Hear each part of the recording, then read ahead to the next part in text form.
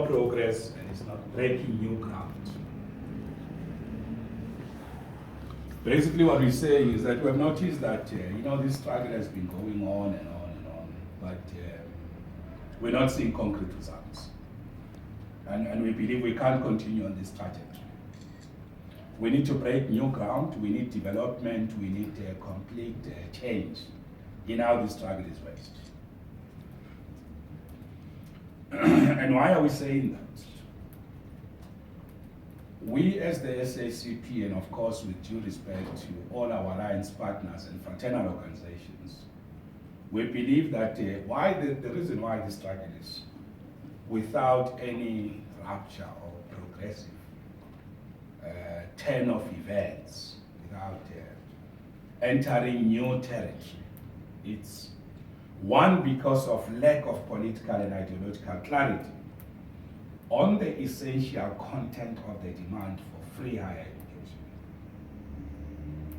For example, the class question is vague and at most visually absent in the overall articulation of the demand. It is not clear who are the primary motive forces and beneficiaries of this demand. It's not articulated. It's also not clear whether the children of the bourgeoisie and those who benefited from colonial relations are intended beneficiaries of this demand. We are not convinced that the international and local bourgeoisie must be allowed a double dipping. That is, benefit during apartheid and again in a democracy. We firmly believe that given the racial and historic reality of the accumulation regime in our country and its direct link with colonialism of a special type, the demand must have a class content. So we seek to elevate the class posture and class content of this demand. It should be very clear and it should be expressed and not be implied. We believe that the general demand for free higher education that completely ignores the history of our country will further deepen and entrench racial and class inequalities.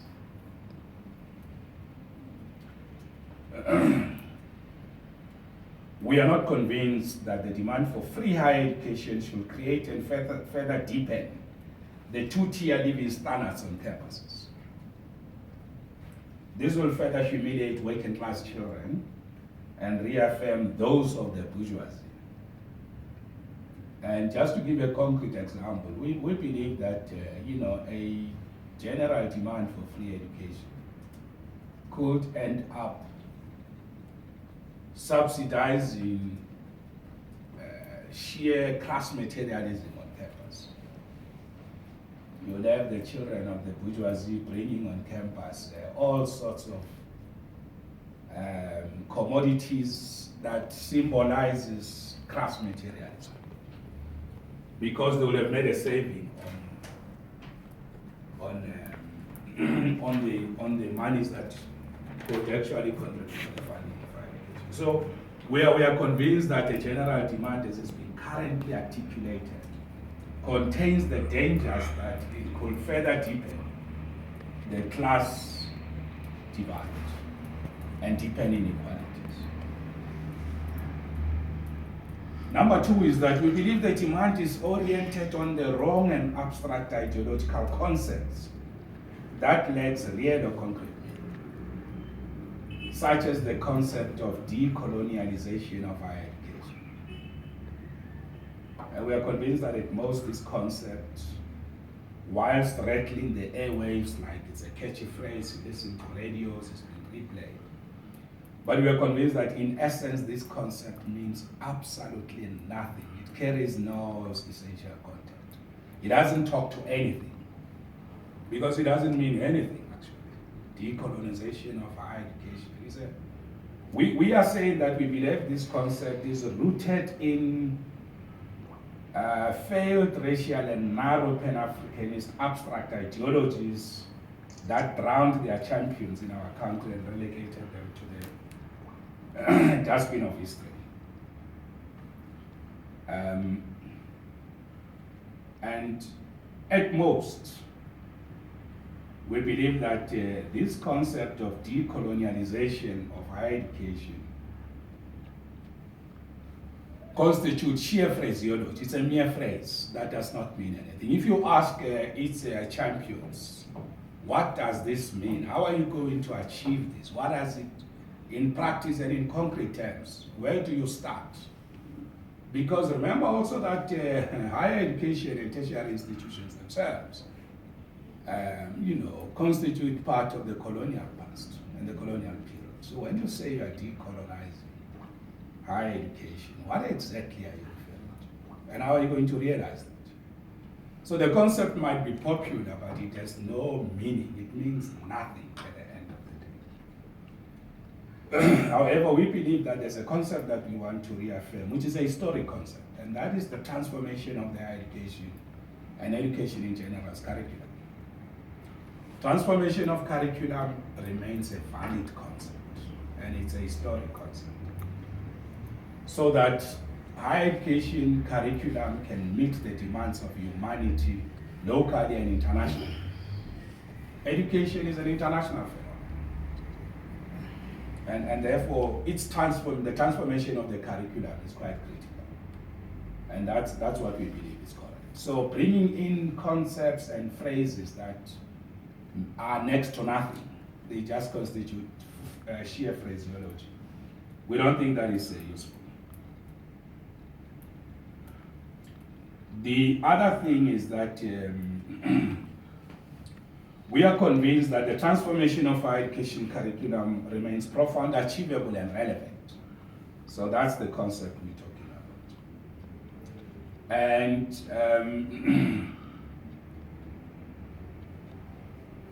and therefore, it is for this reason that we believe that the demands for a class-based as opposed to a general free education should include the children of the working class. And when we say the children of the working class, we're not talking race. So even the children of the white working class, the children of Indians, coloreds, black people, and of course, Africans. So we're raising the class question more than anything. And we believe that the class question has a non-racial character. And that's what we think should be profound. We're also hearing very racist undertones in the current period.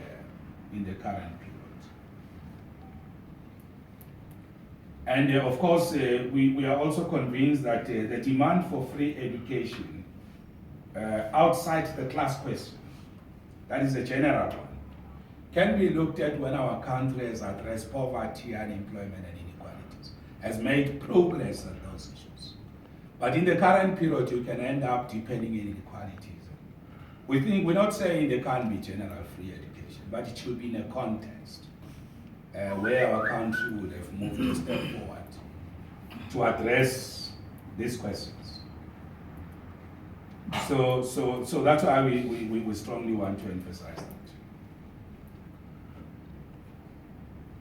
And we also want to say that the black bourgeoisie, the black capitalists, can afford to pay. And they should pay. So they shouldn't benefit from the type of education we do. The other reason why we think there's a problem with this current demand and the way the strike is being waged is that we believe it's oriented on tactics that have not worked in the past. All or nothing. There's a tactic historically that we call all or nothing. All or nothing will mean the following in our case. First, it ignores that we have a democratic government that is committed to engage on matters of higher education. For example, there is a presidential commission to investigate the practical modalities, form, and real implementation aspects of the historic demand for free education. Minister of Higher Education, Comrade Peyton Zimande, has announced historic and groundbreaking building blocks and bridges that connect us to the real implementation aspects of the historic demand for free education.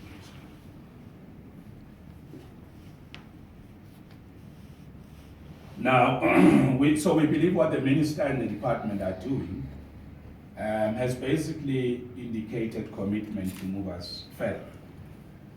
Now we are surprised that instead of building on these developments, these are completely ignored and we don't know why. The fact that we have a special ministry, we have a Ministry of Higher Education, which is a new capacity in the state to deal with this question. It's something that people are not, taking advantage of to make achievements and gains to transform our education. Now we are deeply shocked and dismayed by deliberate elevation of violence and destruction at the expense of dynamic, innovative, and creative ideas to resolve the matter. So what we are saying is that we are actually seeing more violence, destruction, as opposed to ideas, creativity, and innovation to find solutions. And we can say without any fear of contradiction that this is unheard of in the higher education sector, which as we know it used to be the pride and sight of best ideas. We are deeply convinced that ideas live deep into the future. They never die. But buildings can be easily reduced to rubble and may not live to see the next day. So burning buildings and destroying buildings is easy. It can be done. Buildings can be torched. They can be reduced to rubble. But we believe in the superiority of ideas, because ideas never die. So we are saying this posture of violence and anarchy is unprecedented in the history of higher education and the revolutionary student movement in this sector. We are therefore convinced that this struggle will only bring suffering and pain to the majority of the historically oppressed and poor students who have the opportunity to qualitatively change their lives. We are further convinced that without a profound rupture on the posture of this particular struggle, it will bring confusion and sense of loss and grief, thus taking us deep into the reproduction of inequality, poverty, and unemployment, and a bleak future as per the prophecies and ideologies of Hendrik Verwoerd. What we are saying is that many of our students may lose this opportunity to study, and we might reproduce a generation of youth that will not be able to develop and grow in the current period. Because universities are not, you don't stay there permanently. You go there for a particular period. And an opportunity once missed, it might be difficult to regain it.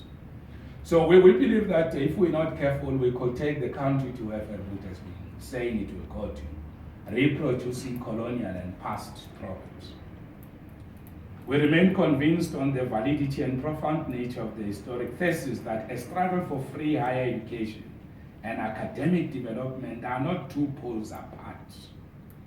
That is one treated as a thesis and the other as an antithesis. We don't believe that, when you fight for free higher education, you must shut down.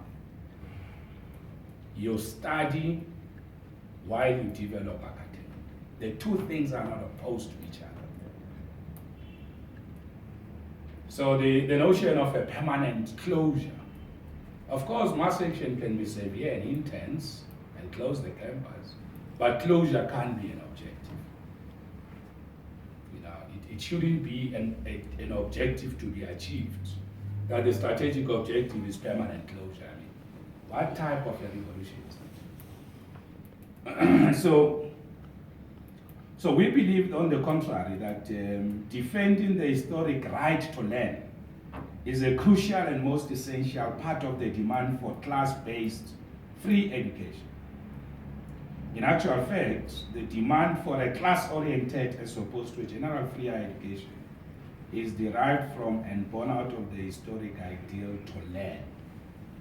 So we know for a fact that SACP can explain this better. SACP has had a campaign called the Right to Learn campaign. That is the campaign that gave birth to the struggle for free higher education. But that campaign was premised on the right to learn. It was never premised on abandoning learning.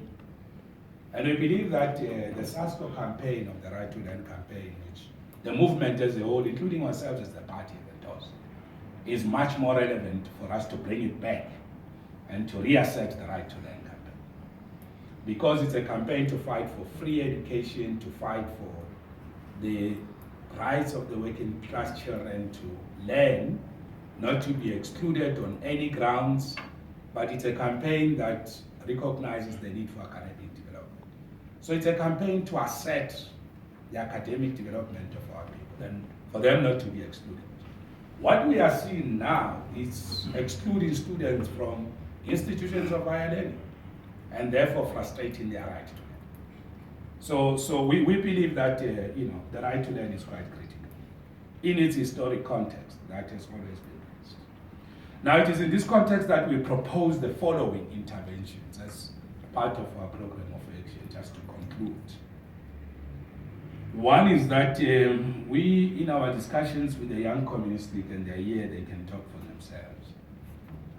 We have said to the YCL and we have agreed to with them in the engagements that we need to engage the Progressive Youth Alliance.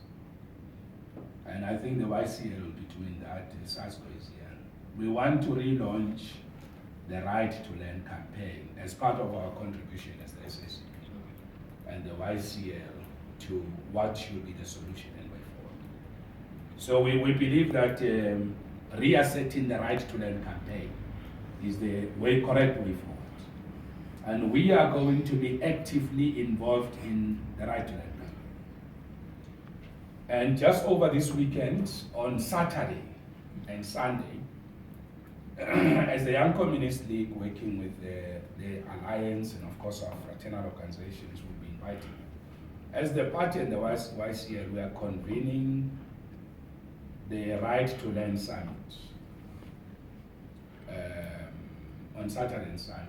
We are inviting the Progressive Youth Alliance, but we are inviting YCL structures from the campuses.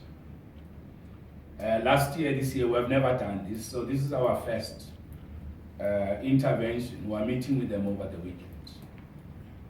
We want to discuss with them what should be the posture of the Right to Learn campaign as we take it to campuses. We hope over the weekend we are going to come with a document which will be written and adopted at the Declaration on the Right to Learn campaign. Will be adopted, and this declaration must go to campuses through seminars, debates, and discussions. And we believe now we need ideas, not violence. So the Right to Learn campaign declaration out of the weekend, starting on Monday, must be a platform for the best ideas to prevail. So we're going to go into discussions and engagements on what should be the way forward. And we want to canvass views of workers, of academics, of church organizations on campuses. So that's what we believe should happen. But also we're saying the Right to Learn campaign content is important because the Presidential Commission is going to release a report. So we're saying this in anticipation of the Presidential Commission report. So what we are saying is that when this report is released, it must find us ready, it must find us united, it must find us coherent. And we will prefer that our structures on campuses lead this. So we're not going to see this type of celebrity interventions on campuses. We don't want that. We believe there's intellectual capacity on campuses to resolve the issues without celebrities going on campus. So we don't agree with celebrity type of interventions. We believe that, of course, when a need arises to enrich discourse and discussions, but it shouldn't be to undermine the intellect on campuses. Because young people must be allowed to grow intellectually. They must be allowed to find solutions to the problem. So if we don't do this, the presidential report, when it's released, it will find us not coherent and won't be able to engage it correctly. Now, the other issue that, of course, we are aware that SASCO will have a different opinion on this matter, and we respect that because we are independent organizations, is that of the ministerial task team. And we recognize SASCO's statement is issued, we respect that statement, and would want to interact with SASCO on this matter about the ministerial task team, and we're not engaging them on the media, but we believe we have to consider an issue that let's not reject the ministerial task team, but let's talk to it, including the demand to meet the president. Can be taken right now. But if the president set up a commission and we reject it, it could be, it could be a difficulty. But we believe the demand to meet the president must be presented to the ministerial task team, and the ministerial task team must respond. SACP has a right to meet with the president. But we believe the starting point for that is to talk to the ministerial task team. Because it could be understood as, creating a problem for the very same president who has set up the ministerial task team. So over the weekend, or even today, tomorrow, we'll talk to our analysts about the ministerial task team. Here is it. It's a reality, it's not what do we do about it. But we believe that any issue can go there, and the task team will convey any matter they receive to anyone who raises it, even to the president. So we don't think that meeting the task team is against meeting the president. There's no contradiction between the two. One could actually be the step to the other. And we hope SACP will understand that this is a tactical issue, it's not a strategic issue that we're raising. It's a tactical posture. And SACP is an organization of revolutionary intellectuals. They'll understand the importance of discourse and engagement and ideas. They could advise us differently and would hear them. But we believe that the ministerial task team is very important. Another issue that worries us is the fact that we have got many young students who are currently facing criminal charges. And this could be potential victims of the negative effects of anarchy, violence, and destruction as we see it.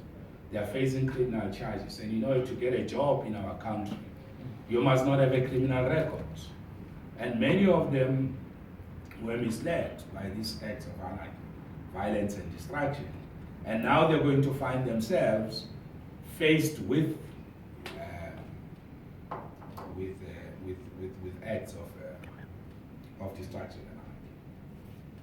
Now we want to also say that we'll talk to COSATU and NEHAW to deal with the right to land campaign, and of course include the demands of workers.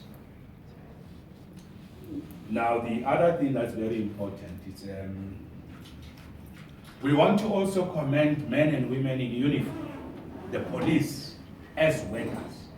Because normally police are not treated as workers, and these are members of our fraternal organization, OPRA, that even in the midst of provocation, they have remained very steadfast, they've worked. And as what's this organization, the Institute of Security Studies made a point that there are people who are desperate for Marika and all that. But at least the police have not, there's no loss of life in all this. And we think amidst massive provocation, they've tried their best. And we really want to commend our comrades in Pop Group that under these difficulties, they are not alone, because we respect them as workers. And we think they should continue to act with respect. But we will talk to SACP through the Right to Learn campaign. How do we deal with the case of these students who are facing criminal charges? Because their future is going to be in trouble. And some of them really innocently thought this was, and they got caught up in these things, and we really want to know how through the Right to Learn campaign do we help these students who will fall victim to some of these things. Now let us close by supporting the march of tomorrow by revolutionary student organizations and the youth movement led by the Progressive Youth Alliance. We think that's a very correct thing to do, to take the battle to the real enemy, which is monopoly capital. So we will participate in that, and we call on our members to participate in the struggle tomorrow. Now, so the last point is that we are really convinced to conclude that we believe in the power of ideas, and that the power of ideas will prevail and push back the power of sheer physical strength. We're further convinced that the Right to Learn campaign will restore campuses to their historic pride as sites for the best ideas, as opposed to mini war zones. Campuses mustn't be mini war zones, they are the best sites of the best ideas. And we're quite confident that launching the Right to Learn campaign with SACP and our fraternal structures will give us more better ideas. So we can take questions, and we see there are colleagues who have come. We can assure them that if they have time,